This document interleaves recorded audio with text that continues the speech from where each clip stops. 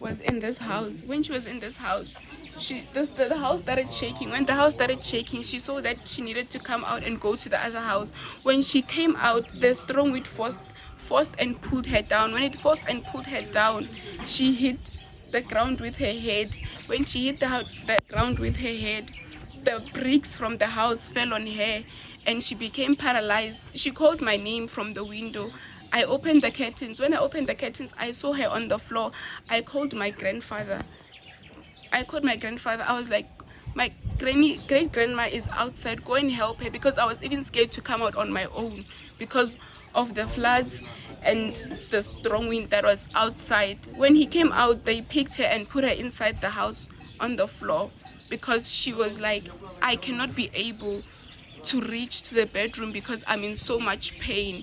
We called the ambulance. The ambulance did not come right immediately. I called my uncle from Atok. That uncle, come and help. Granny is in pain. Then when he came by, it was around 7. The ambulance had not yet come also. Then we told her, let's go to the hospital. She didn't want to go to the hospital because she wanted to be picked up by the ambulance. The ambulance came around 7:30. When it came, they took her to the hospital. When we reached at the hospital, they put her in the casualty.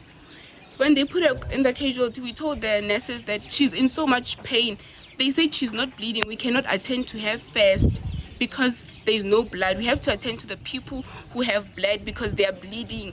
I was like, what if she has internal bleeding? She has internal bleeding. You can see this old granny. She's in pain. They told me to step out, and I just decided to step out because there's nothing I could do.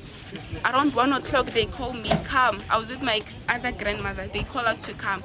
They were like, please change her. We're like, are you not the nurses? Are you not supposed to be the one to change her? Because we are not working here. They were like, if you don't want this, nothing we can do. We'll just take her like this. Because she was covered in a lot of mud. She was dirty, so maybe they also didn't want to touch her. We just had to do it ourselves. When we're doing it ourselves there, we were with the nurse. One of the nurses was with us helping. I saw her froze. She just froze, and I asked my grandmother what's wrong with her. She told me that nothing is wrong with her. But I saw this is not her. Then they just told us to continue dressing her up. We continued dressing her up.